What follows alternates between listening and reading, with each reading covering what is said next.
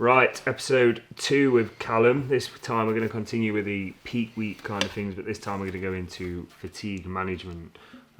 Specifics might be training, sleep, general fatigue. We'll let Callum run the show on this. We'll start from, should we say 10 days out? When would you start managing stress? Well, throughout the entire process. 10 days out could be a good time frame to work from. Pull things down a little bit in terms of exposure to fatigue, right?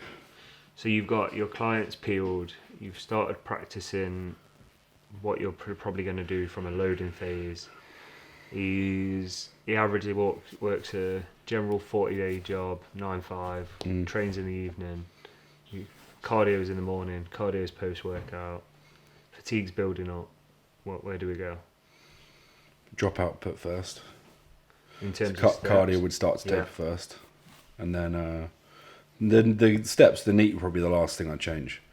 So I'd probably go output cardio first, and then training wise, we want to kind of pull training back to minimal effective stimulus. So it's probably much less than people probably think there, but.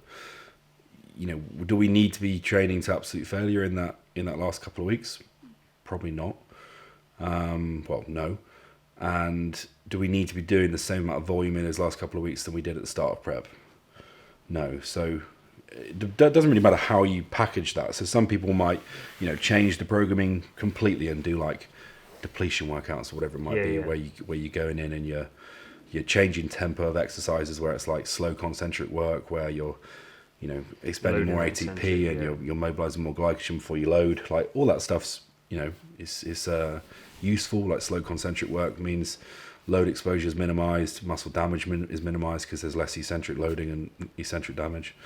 For most clients, I'll literally just take movement patterns that they've been doing through the whole prep, so things are familiar and predictable, and I will just I run them on devolume sessions. So like if they were doing a 16 set pull session, back session, whatever it might be, at the start of prep, and that might have increased a little bit through the prep, then as we start getting towards the back end of that prep, then I'm pulling working sets down to just maintain performance. So the back end of that prep might be the last 2 sessions of every rotation might just be devolume training, where it might be 50% of their normal workload. And they're literally just looking to retain performance on lifts, and they're not looking to strive to push overload or just retain numbers. Yeah, just retaining numbers. And even then, if you're manipulating volume in a training block and you're increasing volume on certain things over the course of a block, a couple of weeks after a show, you don't need to be chasing that either. It's just literally keeping enough volume in to hold on to muscle, and that's quite a little amount if you think about it. So like Lewis, for example, natural athlete. He's pulled down to practically like 1 set per exercise, roughly, hasn't he? Is that gone well with him? Is there certain occasions where you have to, let's say you've got those 16 sets, you've essentially got 8 movements. Is there times where you've had to pull a movement completely out?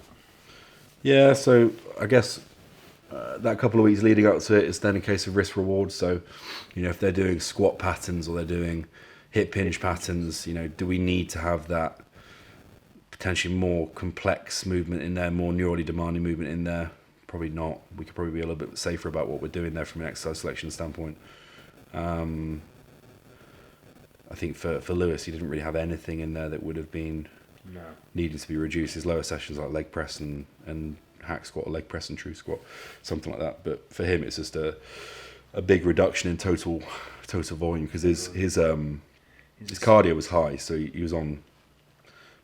I think at the highest end of prep he was on 40 AM, 40 PM. And then as we started to push the output up, I lowered his training volume just to basically make sure that he was retaining strength through the block, but we weren't, overexpending, so to speak, because that cardio comes with fatigue as well. And now he's kind of carried on to the back end of prep with pulling the cardio out, but again, keeping the same volume, so his strength, if anything, has probably gone up towards the back end of prep. He's been doing less. Recovery's better. Yeah. Would he?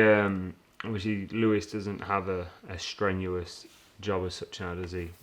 Coaches. I don't know if he's still at the hotel, but with output, so 40 minutes morning, 40 minutes evening, the steps were relatively high. With that individual, then, like when it comes to sleep management, because obviously the leaner you are, the more you struggle to sleep. Was that ever an issue? What would you do to? Would that just be down to supplementation, taking regular naps? Evening routine, managing stress in general, nailing that evening routine, screen exposure, work exposure in the evening, especially for someone who's coaching. Like simple things like you could use, adaptions in the evening, so like the priming stack from Supplement Needs, or just using melatonin. High stress exposure is going to lower melatonin secretion. If you think about that kind of limbic system, 3 to 5 milligrams of melatonin would be a pretty good shout in that regard as well, because you're just kind of replacing stuff that your body loses, probably compromised at the back end of prep anyway because of stress. And I think the biggest thing with sleep is just like routine. Yeah. Having a consistent bedtime, having a consistent wake time, and being really religious with that, because almost accepting that it's going to suffer at that point. The biggest thing with sleep quality in prep is urination. If you're going up 4 or 5 times in the night to pee, then it's obviously going to break up your sleep. So like minimizing, potentially tapering fluid a couple of hours before bedtime, using some electrolytes prior to bed, particularly potassium, so like the Supplement Needs Electrolytes Plus that has like 500 milligrams of potassium in. Yeah.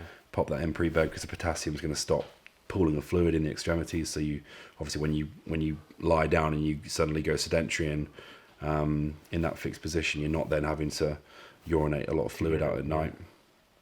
Vitamin C in the evening could help as well. Would you use is that the Supplement Needs one? Which one? The liquid.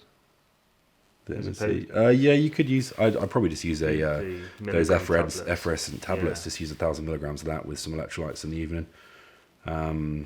You can. I think SN have a liposomal vitamin C, but I probably still have that in tablet form. Yeah.